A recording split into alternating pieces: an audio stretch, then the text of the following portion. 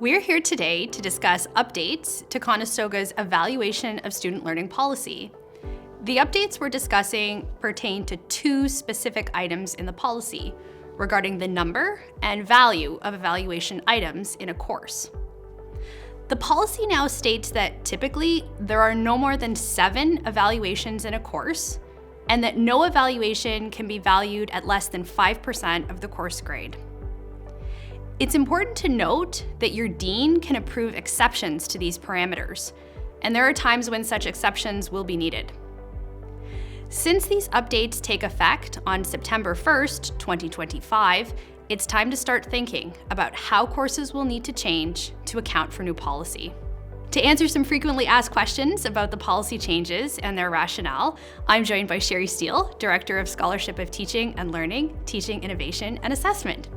Sherri, can you tell us why these changes are being put into place? What's some of the thinking that's informed them?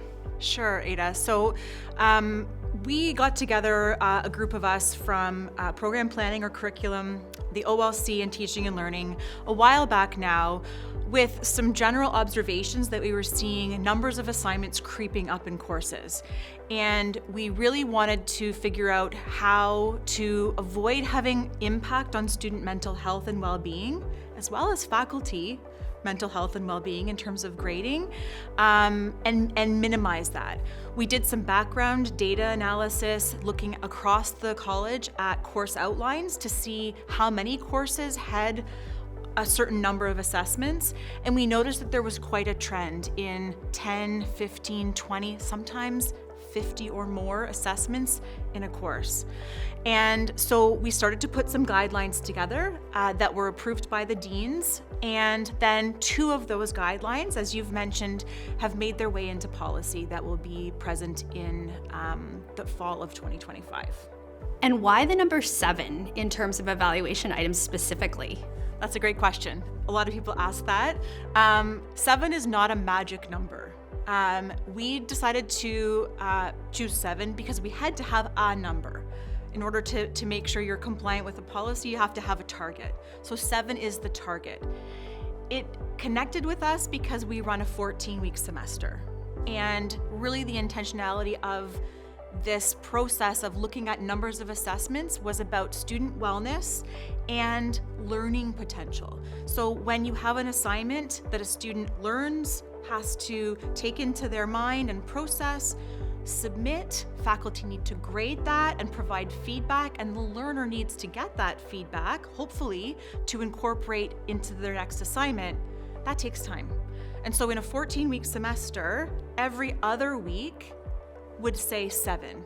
And of course, we don't have assignments every other week, but that gives us, again, a target. And that's the key of this policy, is that 7 is our target, and we can talk about opportunities where it may not work to have 7. Thank you, Sherri. I really appreciate the explanation on the walkthrough. Yeah, you're welcome. Pedagogical value is such an important term in approaching course revisions. We'll get into concrete considerations to enrich assessments in another video, which we've linked to this one. In this process, examining course learning outcomes and evaluation mapping will be important pieces. For clarity on these topics, I'm joined by Mihaela Simion, Manager, Curriculum Planning and Operations. Mihaela, can you talk about the importance of evaluation mapping when it comes to revising assessments in courses? Absolutely. In curriculum, we focus on developing and reviewing course outlines, having the course learning outcomes at the core of that process. So everything is driven by the course learning outcomes, and establishing the measurement of students' achievement of those learning outcomes is critical when designing a course. So curriculum consultants support faculty members in the process of course development and course review to ensure that they have the clear answer to the question, how will I know that my students have reached the course learning outcomes?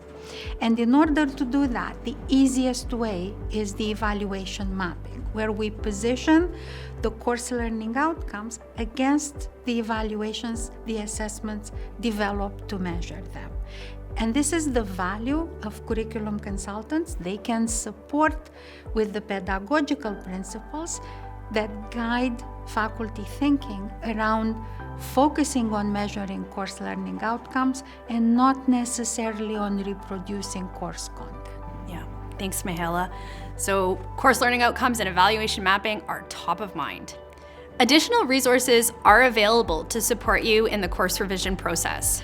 For outline revisions and course learning outcome mapping, faculty can reach out to program planning and pathways.